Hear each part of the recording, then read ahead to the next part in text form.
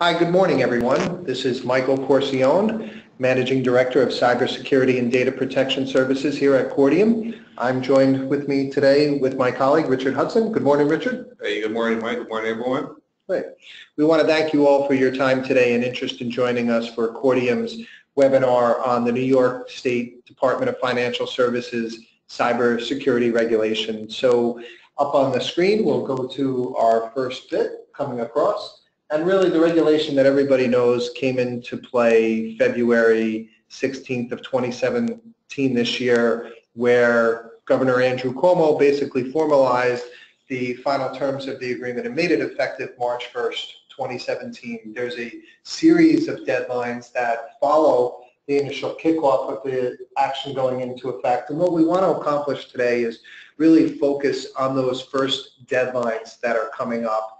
And the first one is August of this year, and so we'll focus primarily on those requirements, but of course we'll go through all the requirements at a high level and look to provide people with some information. The first one we're going to talk about, is really just a high-level dialogue as to why the regulation was put in place, and of course, as we know, the regulators want to protect the consumer data, the financial systems from all type of cyber attacks that can be hit in the organization. I'm sure everybody on this call has heard of the attacks that took place last Friday around the globe, around the WannaCry vulnerability, and how many firms, over 200,000, have been impacted. So the regulators are definitely taking this very serious. They are focusing heavily on the requirement for leadership to be in play.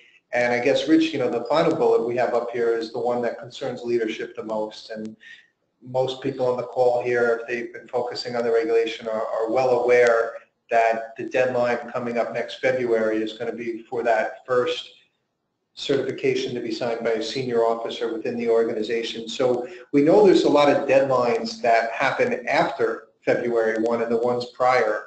But maybe, Rich, I know you've been working with some clients, helping them through this.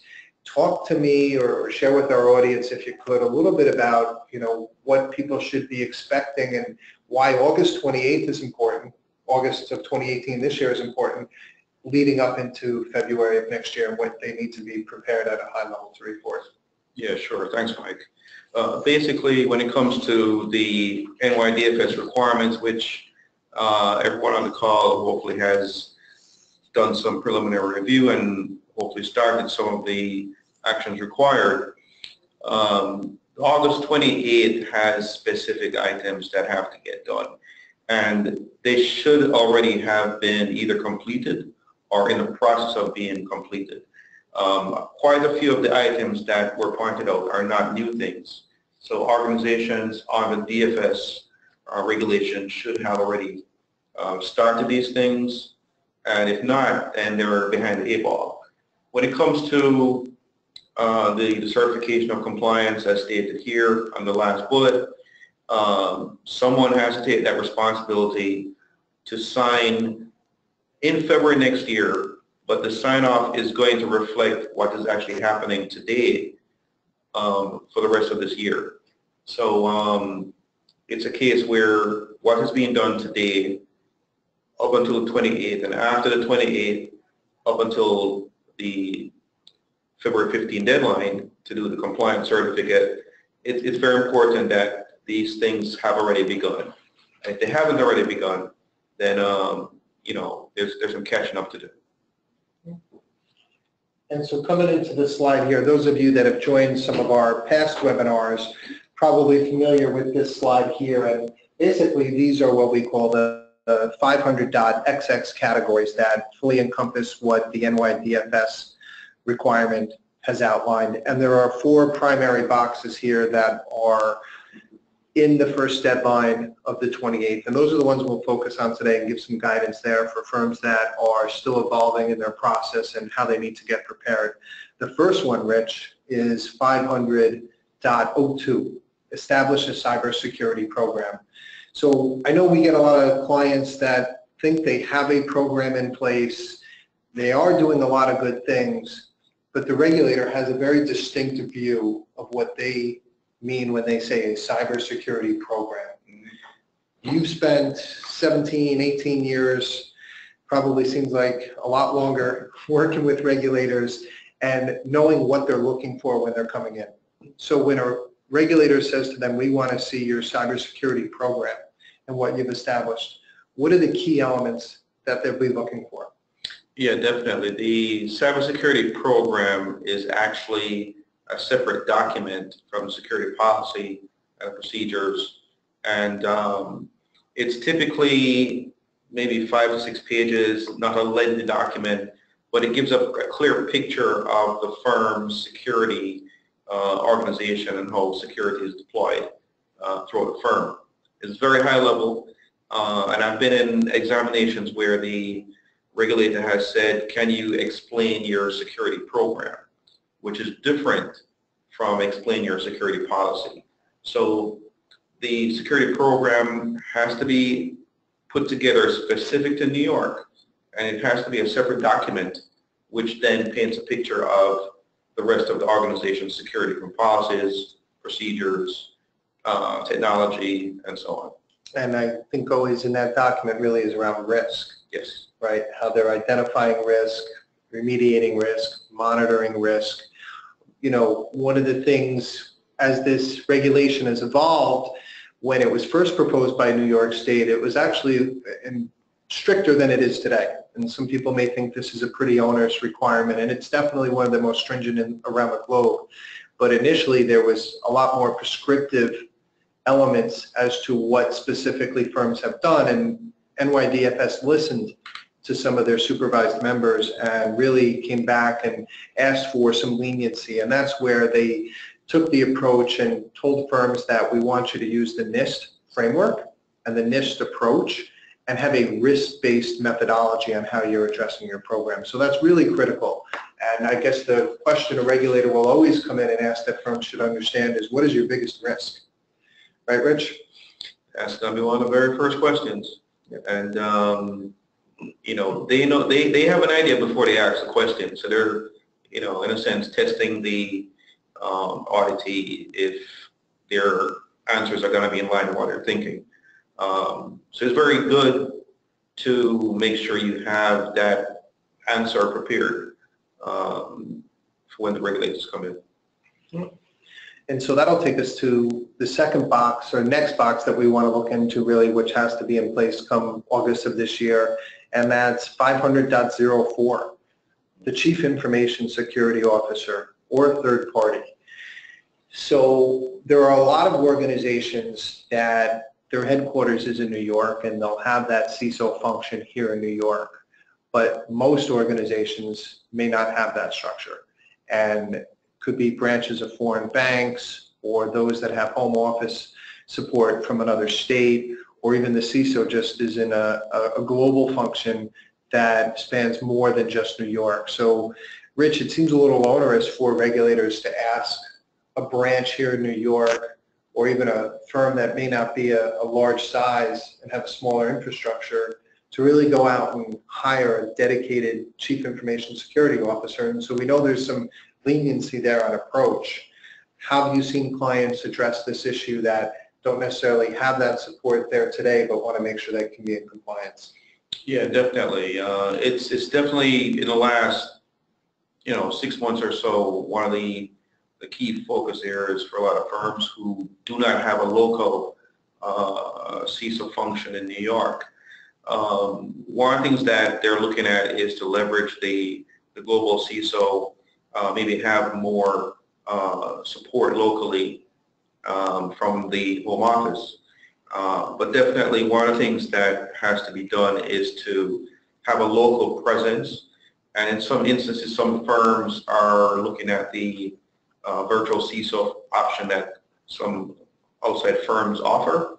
And this is an alternative that the regulators will accept as long as there is a designated senior officer in the firm who is overseeing that function. So it's more or less having a CISO who doesn't sit in that particular office, but has some reporting line back to that individual who will then report to the regulator. So there is some reliance on the home office for some aspects, and for some firms are looking at third parties who offer a virtual Cecil model, which alleviates some of the efforts of having to hire an individual, especially based on the size and complexity of the firm. It may not be practical.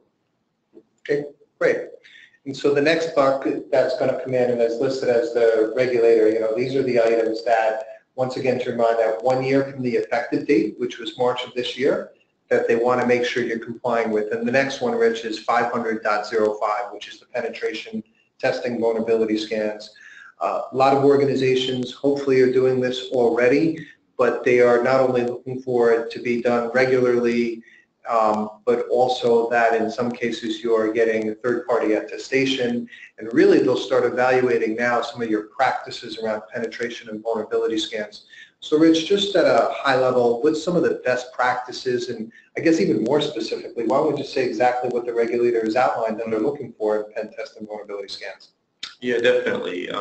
When it comes to pen testing, as we all should be aware, you have the internal pen test and the external pen test. Basically, the regulator is looking that both are executed by the firm, and at the minimum annually. So it's best, in our experience, that the firm hires a third party to do this. That way, the expectations are not known upfront. And another thing to consider also is to rotate your pen test vendors on an annual basis. The vulnerability scanning, there are quite a few firms who are already doing this on a quarterly basis. The regulations require it semi-annually, but certainly I would recommend firms who are doing it quarterly to maintain that frequency. The key thing here with the pen testing is the scope. There's so many things that could be included, whether it be social engineering, phishing, you do the network scans, and so on. A key point is not to try to exploit the environment if you have any weaknesses that show up. But certainly the idea here is to have an independent part to do it. That's the best approach. And secondly, to make sure that the reporting is very clear and documented, and that will be one of the requirements or elements that goes into that certificate of compliance, that you have done this as required by the regulator. So if for this year, if it hasn't been executed yet, it is certainly expected that the firms who haven't done it will get this going. And again, it's recommended that third party does it. If the regulators are shown that an internal IT department or a security department has done the pen test, there's a high possibility that could be a criticism. So the next item that comes into what the regulator wants to see firms have done prior to August is going to be 500.09, which is the risk assessment. I think, Rich, this really ties directly into that cybersecurity program and how they're doing it. But some of the things that people look at when doing a risk assessment is IT, and that is very much in scope, should be considered, but there's a whole element of risk, vulnerabilities, and threats outside of IT that I know we've already seen a few clients have absent from how they were preparing from NYDFS, and we filled those gaps. And can you share with our audience really how that gap is filled and what types of questions the regulators really want to see asked in regards to risk, in addition to IT? Yeah, definitely. One of the things that we've seen is, and actually firms who are doing the risk assessment themselves, that's going to be criticized. You need to have an independent party who does this risk assessment so that the results aren't skewed. What we've seen is sometimes the risk assessment is IT focused, where it really should be firm-wide, looking both at a business risk and also the IT risk. So definitely there needs to be an overall firm-wide approach to doing the risk assessment so that the business areas are also included and the IT areas are also included. So this is another reason why it's definitely better to have a third party do the risk assessment, which will be fully independent, and that will definitely satisfy the regulators' requirements for this one. Right, right. One of the other ones Rich leaned into it is, 50012 is the multi-factor authentication use. Not widespread across the entire organization, but some specific areas around multi-factors. So we all know that passwords are not by themselves enough to keep a firm secure. They can be compromised, and so regulators recognize this, strong IT professionals, security professionals recognize this. So where specifically are they looking for the multi-factor up front? Yeah, definitely. Multi-factor authentication, it's just a much stronger layer of security. So whether it be remote access or whether it be your customers who are connecting to some web service you provide, they're looking to make sure that you have multi-factor authentication.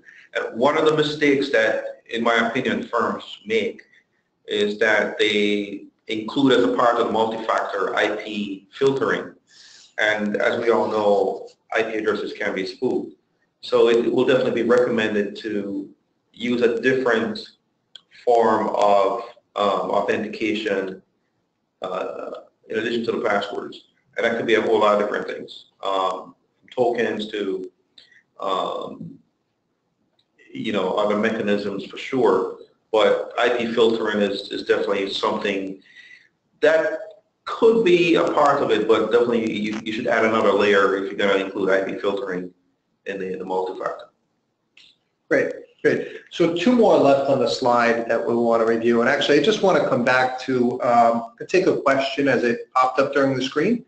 Always like to address these as they come up. So one of the questions we've had popped up already is, are the requirements for such on the guidelines for the notification, or is there an affidavit for NYDFS? So if you go to the NYDFS.org website and you go to the specific regulation, the link there will show at the tail end of the document the certification form that a firm would submit. There is expectations that the NYDFS will automate this in some process and maybe have users an ability to submit it through a portal. They haven't fully defined where they are yet or what additional items they may want to see that a firm can present as part of their assessment. One of the things we're advising firms is you're working through now, preparing, is to have some type of heat map against all these categories. And that's a good supporting document that you'd be able to send across to the regulators. But as now, they've just put that one affidavit at the end of the report. So we appreciate the questions. We'll, as I said, try to address them as they come in, but also probably hit some as they're coming in towards the end for them. So Rich, two more topics on this one we want to talk about, which are probably two of the most important ones, in my opinion, when it comes to being secure.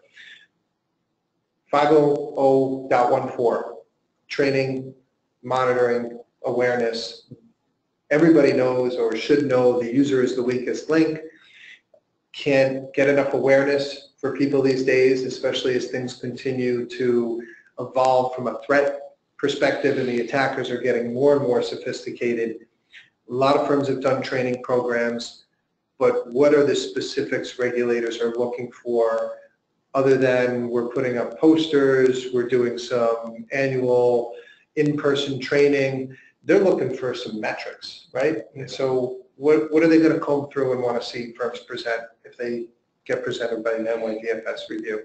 Yeah, definitely. There are some firms who believe that if they do a phishing exercise, or if they do, send out an email to the staff, a blast email, or even if you do a face-to-face training and you collect signatures, that will more or less check the box. But the regulators are looking for ways in which you can show the effectiveness of the training.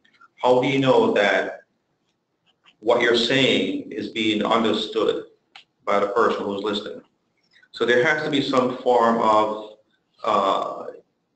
metric, as Mike mentioned, to show that staff are understanding what you're saying. So one of the things that we've recommended for sure is to have some type of testing of the training and getting back those statistics to determine, who has passed or who has failed those particular questions.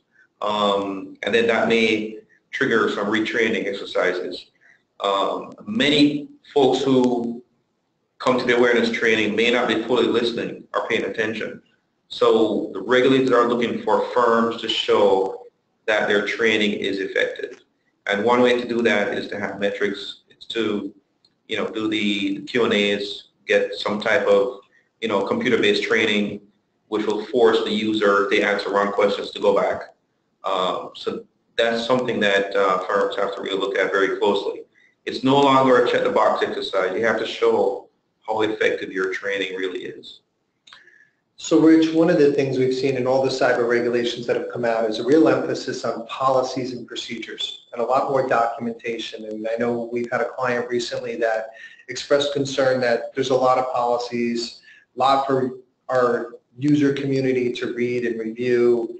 And personally, when going through some of these in the past, I've always known that people score better right after they review the content. So that computer-based training gives one metric, but policies tend to be forgotten, procedures tend to at times be sloppy. So we've worked with clients and told them that really to get another measurement from a metric is around some of the tools and technology you put in. So an example around data loss prevention, and do people really understand? And so this is where we've seen firms put in solutions that can help them identify where policies have failed and get that as a metrics and know that to recircle back. Some thoughts you can share around, some of those tools and technologies, and I guess more importantly, why it's so critical that when you put in a certain technology that you don't put it in and walk away. Right, Rich? Yeah, definitely. One of the key things sometimes the regulators will question is the security tools, as I mentioned. What's your return on investment? If you have an issue like, let's say, with USB leakages, and you get a solution you put in place, if you spend a lot of money to deploy that solution, you want to see that you're getting a return on that investment. And that's another metric. If there was some business case that triggered getting that solution, then there has to be some evidence that it's working. And in addition to the policies and procedures on how things are supposed to be done within the firm, and then you have the tools in place to help to manage that. The next thing will be to make sure that you can actually justify that the tool is actually working. So if you had some issues with leakages in the past, got a tool to fix the issue, you want to make sure that you can detect and prove that it is doing what it's supposed to do. So yeah, that's definitely not a metric. That's pretty important. And if there are incidents that are being detected, then that's also a part of what will go into the next training for staff. So definitely tools, very important, and a good follow-up to, enforce some of the policy requirements for security. Yep. Okay. And so the last one we're going to come to on this box here to address as the priorities for August 28th this year is around incident response. And so there's really a lot of specific requirements that the New York regulators, led by the Fed guidance, because they all kind of follow along the same handbook and share the same methodologies, gets distinctly very discreet what they're looking for in incident response. And so, Rich, some of the clients you've dealt with recently were a little surprised at some of the additional requirements that the regulators are looking for. We all know incident response is going to be, notifying employees, trying to triage the event, but they're looking for more. And can you share with some of the specifics that they're looking for, not only from the planning, but then post-event activity and even training and testing? Yeah, definitely. And one other thing to point out too is that for those firms who have their home office outside of New York, and there may be an incident response plan housed by the home office, the NYDFS is looking to see a localized New York incident response plan. They're looking to see that it is very clear who's going to declare an incident, who is going to document this particular issue, and definitely this can lead into a whole lot of other things like forensics, retaining a third party to do all those investigations, how you handle chain of custody, evidence handling, all those things. Definitely also they're looking at responsibilities within the firm, who's going to be authorized to speak to the media, who's going to contact law enforcement if it has to get to that point. All those things have to be documented. And in addition, one of the specific requirements is the suspicious activity reporting, which is typically handled by compliance. There is an update in the BCP booklet regarding how cyber now has to be incorporated into the SARS, the suspicious activity reporting, that compliance typically does. So it's a whole list of things that are maybe new to some folks, and definitely these are the things that the regulators are looking at. So the incident response plan is not, again, a check-the-box exercise. It's more complicated and complex today. And they're also looking for testing of the plan, having scenarios being tested and documented, and to make sure that if something does happen that you're prepared to handle it. And Rich, I know a lot of people are concerned about the hours, the number of hours that an incident has to be reported under this regulation, which is? Yep. In section 517, that's where you got 72 hours. And basically, it's not just an incident where you have a breach that the reporting is expected. It's also attempts. The key thing in the incident response plan is that the decision makers have to make a declaration that yes, this is an incident. And once that's made, there has to be a report within 72 hours to the regulators. And even if you have attempted intrusions that are detected, again, within 72 hours, that has to be reported. So the NYDFS is making it very clear, it's not just when you have a breach, but also if you're seeing attempts to your network. So the incident response plan should lay out very clearly how that will be handled, which is different from the norm, certainly a tighter window. And we understand in some states they're looking to reduce that window to even a shorter time frame. So New York is definitely looking at this very, very closely and very carefully, and holding firms accountable to make sure that they notify their regulator ASAP. So again, it's very important that the documents reflect the requirements, and in addition, the reporting template should be something that firms prepare in advance so that it reduces the time to put this report together for the regulator. Great. So we're going to come into, and actually just to point out one other item on the slide here that may not be as clear, you'll see in some of these boxes it says limited exemption, and then some actually have the glowing red around them. So when looking through the regulation, and you'll see the notation on the upper right-hand side, not all categories apply to all firms. For firms that are smaller in size and the specific criteria is listed in the regulation, you may not have to adhere to all of these categories, but you will definitely need to be doing the risk assessment, understanding your data retention, and filing the notice to the superintendent. Definitely the third party is one that will affect everybody across all categories. But just to call that note out, even if you are exempt, they're all still pretty good things to be doing. You know, we tell people the regulators come in and usually set the bar at a certain level, but if you take the approach just to make your firm as secure as possible and protect the real critical data and systems, you will satisfy the regulators. And good security is going to be around having that documentation, the review, and the testing. So we're going to come into the next slide, which will really just outline a little bit more of the timelines and kind of show them a graphical representation on how we've walked through and talked about the priorities of what firms would look at. So the cybersecurity program aligned to the NIST framework. The previous slide we showed different categories of people, process, technology, and Rich, when it talks about the cybersecurity framework for NIST, they're looking through those 5 NIST categories, right, which is respond, and recover, and really taking that risk-based approach.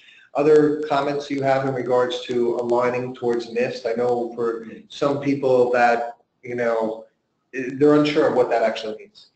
Right. So to make the alignment of the security program against the NIST framework, one of the recommendations here is to look at the framework document, which is readily available, which breaks down the different the 5 different areas and the subcategories, and then you have to map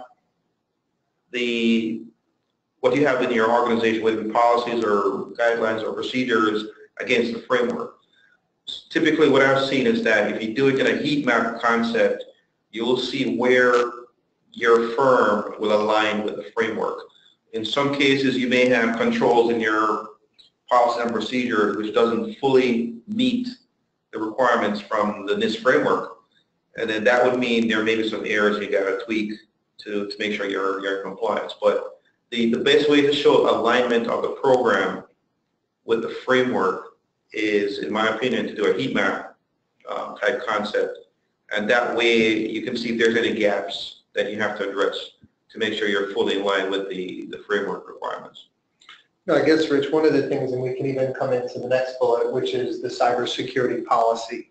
And we talked before about, you know, having that identify your risk approach and mentioned doing the risk assessment.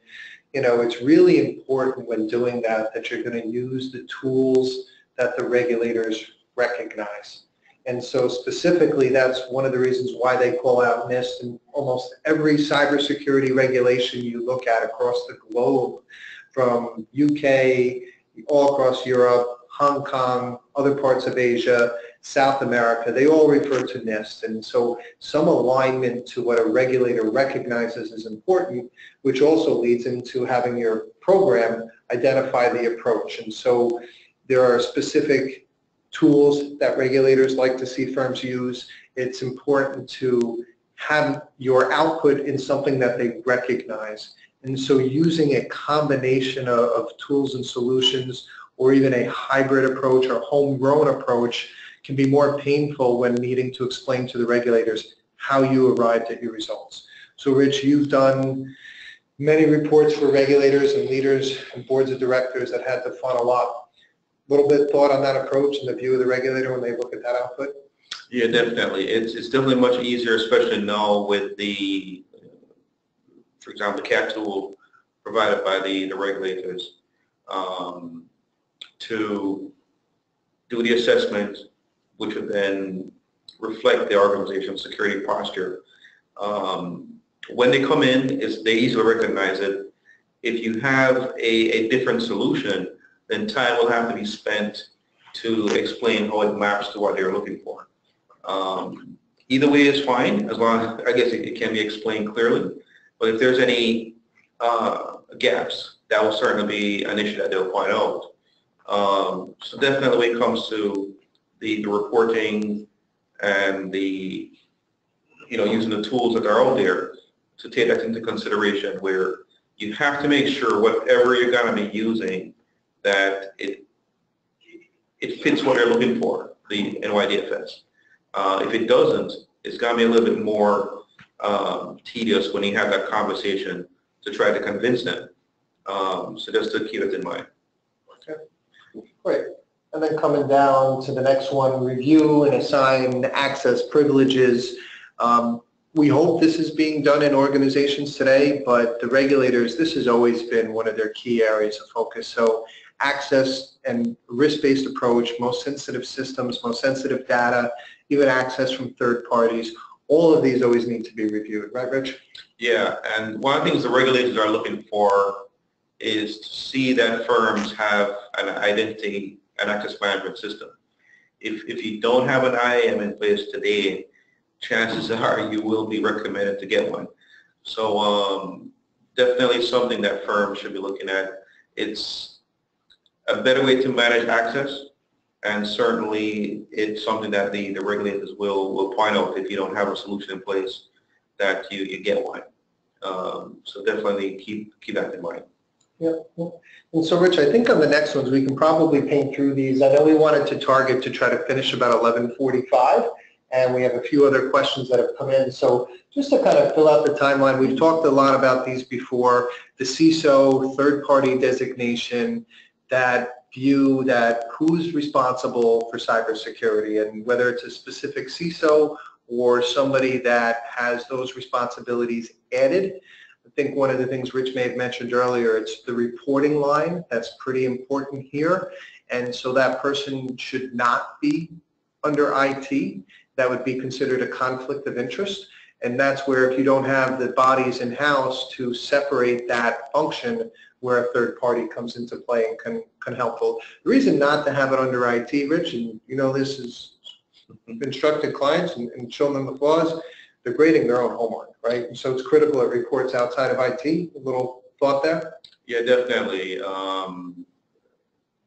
There has to be that segregation, that independence, because quite frankly, some of the findings will be assigned to IT to resolve.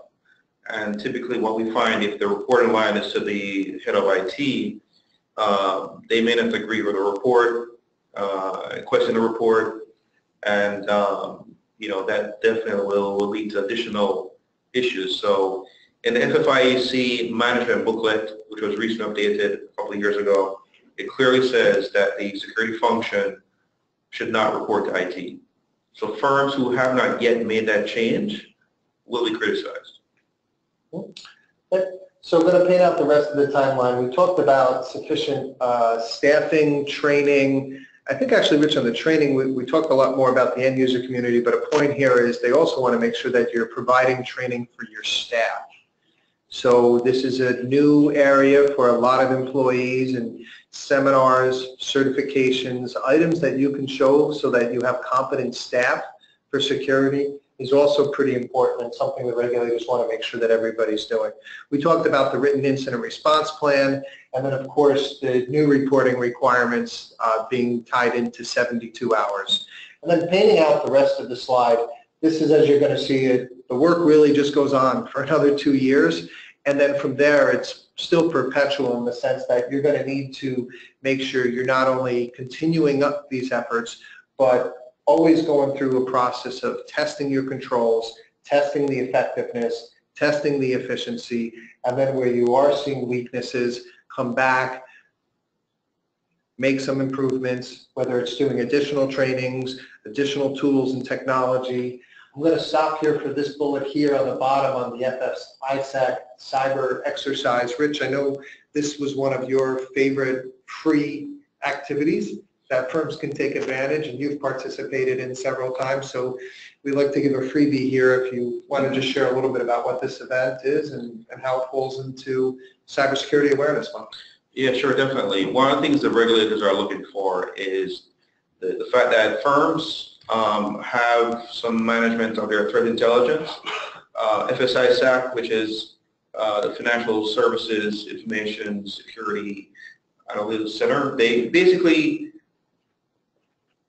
for financial services, a very good threat intelligence entity that firms should be participating in their seminars, their educational activities, and so on. Every October for the last 5 or so years, they've had a cybersecurity exercise, which basically are for the membership, anyone else who wants to participate.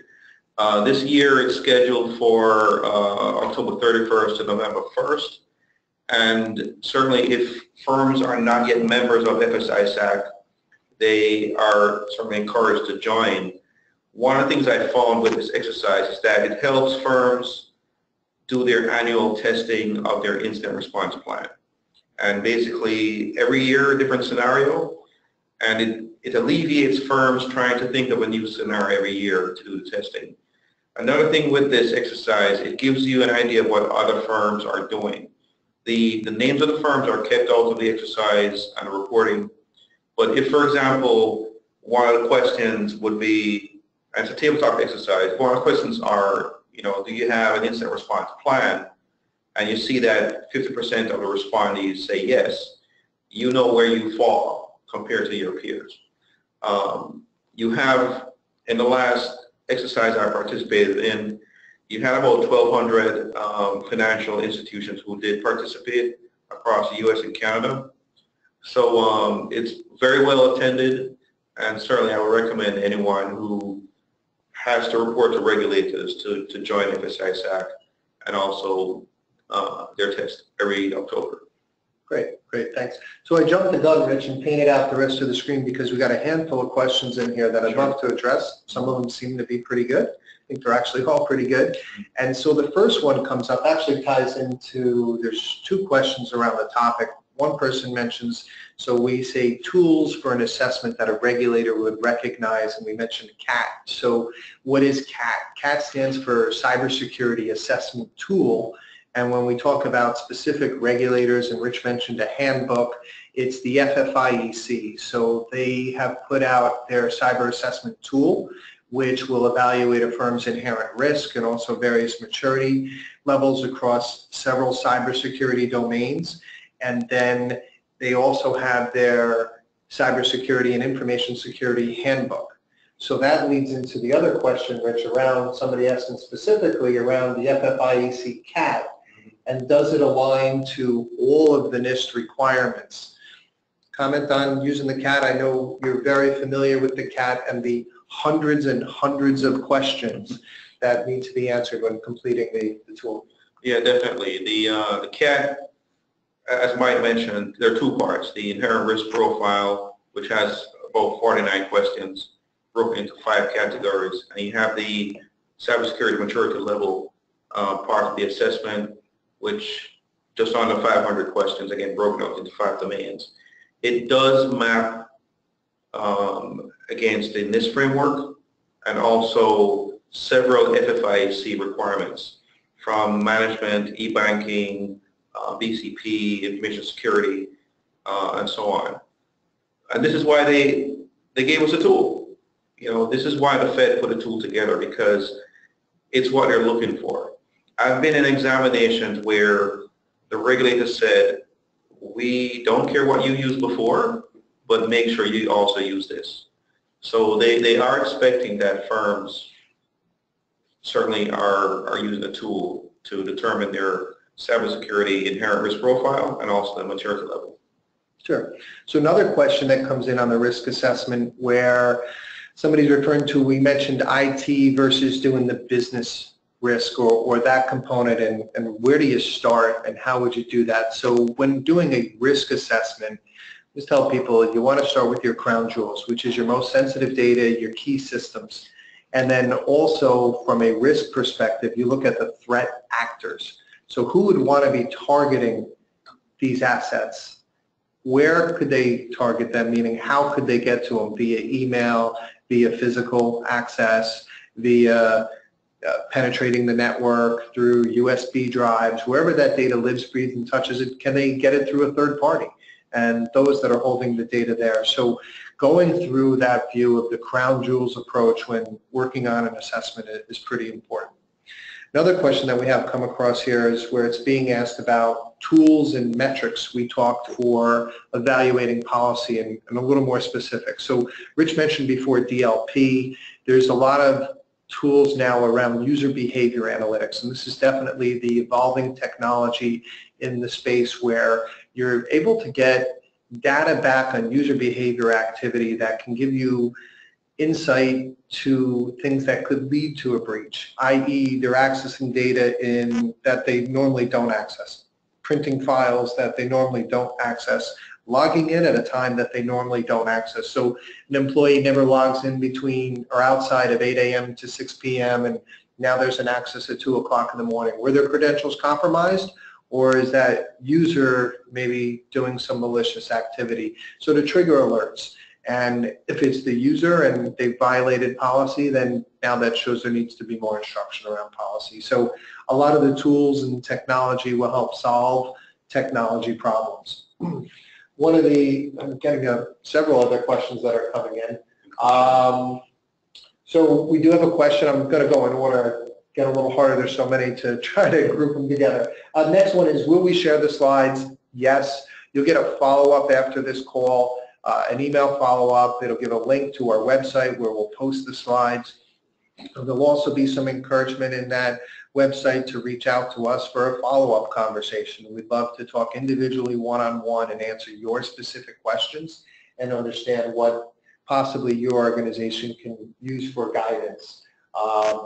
We have one of the other questions, so actually following back on the FFIEC, so somebody basically is asking if the FFIEC Part 1 risk assessment will satisfy 500.009, which is doing the risk assessment.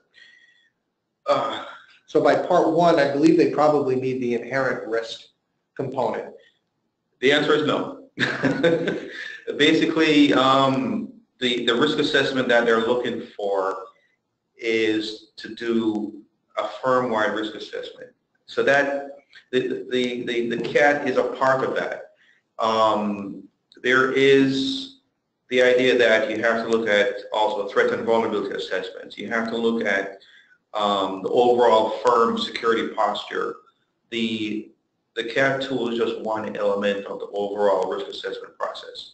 So you know, we've helped firms to do that. It's not where if you just do the Part 1, you're good. I mean, they're looking for more. And if you haven't covered it, they're certainly going to make recommendations on what you should do. Yeah, because the Part 1 is just inherent risk. So they're looking at inherent risk as well as residual risk. So getting an understanding of the maturity of your controls will help identify what that residual risk will be. And even the FFIEC CAT tool, Rich, with the 2 components and almost 600 questions, we just completed an assessment for the client where we used actually 2 additional tools because they were under an MRA from a regulator already. Knowing the regulator wanted to see the view of also bringing in IT, so we used an additional security health check tool that goes through 360 plus questions on their IT security, and then also went through an additional review on specific questions around threat and vulnerability to get that business leadership side. So it's pretty important that you are covering more than less, and where you're unsure, err on looking into more information, because these not only are going to have to be required for the annual assessment, but repeated and frequently. And so regulators will want to see that you are reviewing these topics more than just on an annual basis, and leadership is continually talking about risks. Even the breach, the cyber attacks that happened last weekend, that should be discussed at leadership, and to get an understanding if you have that vulnerability, and looking back to understand if you didn't have it, what actions were taken, so that firms can be given credit for not suffering the attack, but also learning not only from bad events, but good events. Another question that came through is on incident response, and there's a few components to it. So the first is asking, how do I determine when to report? So this ties into how you laid out in your program and the identification of what an incident is. So in your plan, you'll identify what an incident is, and there needs to be a defined person or group that identifies what it actually is an incident. The other item around incident response that came across is why do we need, or why do the regulator want you to even report on attempts as opposed to breaches? So it's helpful for the regulators, and Rich mentioned FSISAC, which everybody should be a member of. It's an intelligence sharing organization, and the regulators are not going to penalize you for attempts on you. So there's no harm to report that activity. It's helpful for the industry. It's giving back. What they're looking for is attempts and trends of attempts on common targets. And so that gets funneled back into how they distribute intelligence out to the organizations to the community so that everybody can be more aware. Rich, any thoughts on that part of it? Yeah, definitely. And one of the things with the reporting of attempts and what have you should also be already in place where you're reporting that to your management and also to the board. So again, that's going to be a part of the compliance when it comes time to sign that, where these are ongoing activities within the firm. Yep. Question on encryption. So, yep, we're running a little bit past, so we'll just take one more question. Wasn't one of the topics we brought up encryption? Yeah, there's a question on encryption. Yep. With regards to... Question comes across is, can we speak quickly to the encryption requirement? So that's one we didn't go through before, which was 500.15. And if you look at the slide up front, it's under the September 1st deadline on 2018. And it says encrypt all non-public information in transit and at rest. Rich, I think you had this dialogue with somebody last week. I was there. Yeah, definitely. The regulators are looking at your non-public information, how you protect it, basically. So you got to have some type of tools in place where your information that's non-public is encrypted. You have to make sure, especially when you're transmitting by email, that you have a solution in place to encrypt the message. And to make sure that when you have specific non-public information in your network, that you have the controls in place for it to be encrypted. They are looking for you to have some technical solution around this. And there are several tools in the market. Don't necessarily want to plug anyone in particular, but definitely it's not just where you have to apply ACLs or you use passwords. Passwords are not what they're looking for. They're looking to actually have solutions in place with tools that do this. And again, if you don't have it in place by the September 1 deadline, it will be a recommendation that they're going to make sure that you look for a tool to do this. Yeah, one of the things that's listed on the requirements 500.03 is your cybersecurity policy. And when looking through the regulation deeper, they actually define what type of categories they want in your cyber policy. One of them is data classification. And so that will lead into really the question of defining what is non-public information for your organization.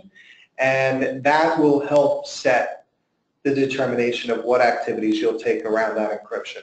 And so the hope is a good data classification program will really narrow where you have to put those efforts.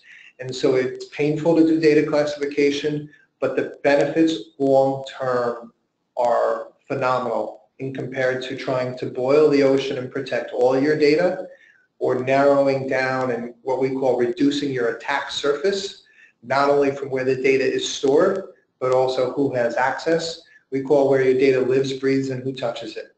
And so if you can minimize those components and have a real crisp data classification scheme, it goes a long way in having an effective program and really minimizing damage if you should ever have an event. Yep. So Richard, there's a couple more questions, but I don't think we're going to get a chance to answer them. We did run a little bit longer. We encourage everybody that has any questions, please do not hesitate to respond to the follow-up emails that you'll get from Cordium. Reach out if you'd like specifically for a one-on-one conversation to go through more detail, how your firm is addressing the challenges, how your firm is progressing, and other thoughts or advice that maybe Cordium can share. We appreciate your time joining us today, and we'd like to keep you aware that we will have follow-up webinars as the NYDFS requirements continue to roll through the calendar. We'll do more as the deadlines are continuing to near, and we look forward to your future attendance. Thank you, everybody. Have a great day. Rich, thanks for your help. Thank you, everyone. Have a great day. Have a great day. Thank you.